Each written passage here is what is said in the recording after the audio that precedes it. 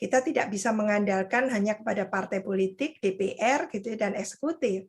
Jadi kita harus menjadi tentunya gitu ya elemen yang bisa diperhitungkan. Sehingga kalaupun DPR tidak berfungsi maksimal, itu civil society yang bisa berbicara kan gitu. Jadi masih adalah harapan dari masyarakat kepada siapa mereka kan gitu.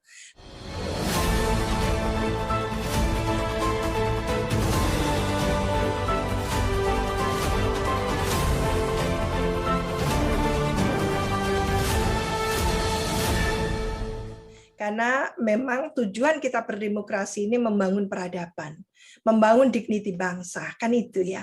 Jadi kalau niatannya itu, pemilu jangan sampai gitu menghalalkan semua cara. Karena memang perilaku distortif ini yang harus kita perangi. Perilaku penyimpangan gitu ya, atau pelanggaran hukum ini yang harus kita perangi. Karena kalau kita tidak perangi, nanti semua tahapan pemilu serentak 2024 pasti distortif. Pasti seperti itu, gitu ya, menghalalkan semua cara. Bagaimana meminimalisasi vote buying itu kan? Jadi kita meningkatkan jumlah pemilih cerdas, mengurangi tingkat vote buying tadi itu supaya pemilunya tidak mahal, kan gitu ya. Kalau pemilunya tidak mahal, korelasinya akan positif terhadap tata kelola pemerintahan yang baik, kan itu. Nah, ini yang harusnya mulai diseriusi, tidak hanya oleh KPU, Bawaslu, DKPP, tapi oleh partai-partai politik. Jadi partai-partai politik mbok fokus ke situ dulu, gitu ya. Bagaimana mereka mulai fokus sudah tidak melakukan kaderisasi seksama, promosi kader seksama, bagaimana menyongsong pemilu 2024. Jadi jangan memikirkan hanya uangnya saja nanti untuk vote buying, kan itu. Nah, kita di tataran civil society seperti kita ini, tentunya concern kita adalah kita tidak bisa mengandalkan hanya kepada partai politik, DPR gitu dan eksekutif. Jadi kita harus menjadi tentunya gitu ya elemen yang bisa diperhitungkan. Sehingga kalaupun DPR tidak berfungsi maksimal, itu civil society yang bisa berbicara kan gitu. Jadi masih adalah harapan dari masyarakat kepada siapa mereka kan gitu. Nah, ini yang kita yang civil society itu yang harus speak out. Jangan langsung tiarap semuanya gitu kan, lunglai semuanya gitu. Nah, ini yang berat sekali negara ini karena dalam sejarahnya bisa merdeka itu kan perlu perjuangan yang luar biasa gitu. Jadi perjuangan itu tidak cukup menyongsong 45, ternyata menyongsong 100 tahun Indonesia ini ya, kita akan merayakan ke 77 Agustus ini, kita juga butuh energi yang kuat sekali gitu ya, yang mantap dengan orang-orang muda yang menurut saya ini sudah era bonus demografi, kita memasuki era bonus demografi, kita maksimalkan, kita kapitalisasi orang-orang muda untuk menyongsong Indonesia emas itu. Jadi bukan kita melihat lagi praktek-praktek buruk, praktek-praktek busuk gitu ya, yang lalu-lalu itu. Itu sudah jadul, itu zaman dulu. Kita sudah masuk era budaya digital gitu ya, digital culture gitu ya. Jadi dengan mindset baru, dengan culture set baru, kita songsong itu, kita putus mata rantai yang tadi Bang Jimli katakan itu adalah masih feudal, masih patronase gitu ya, masih patrimonialisme gitu. Masih moral hazard gitu kan.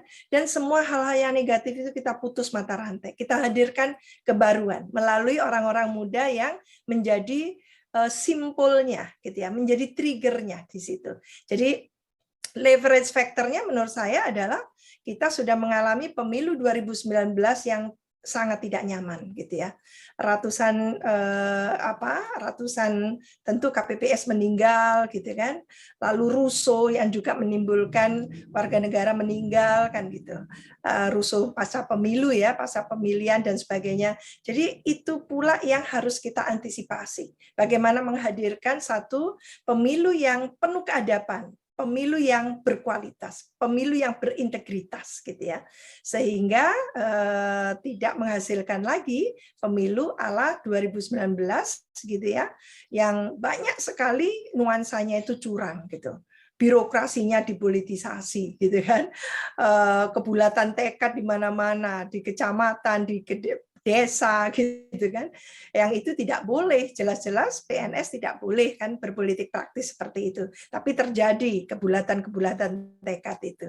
Nah, ini semua kita jaga supaya kompetisi kontestasinya itu sehat. Nah, kalau sehat pastinya akan menghasilkan gitu ya nanti calon presiden dan wakil presiden yang betul-betul gitu ya the best kan gitu. Siapapun yang menang kita angkat topi, tabe kan gitu. Tidak perlu ada kerusuhan-kerusuhan karena kita tahu memang tidak curang kan gitu.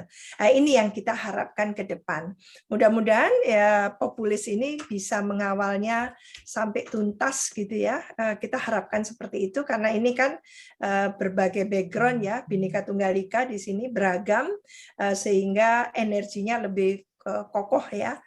Tentu niatannya satu, bagaimana meluruskan kiblat kita bernegara berbangsa ini supaya ujung-ujungnya mampu menaikkan kualitas kita di era di area ASEAN maupun Asia Pasifik dan global.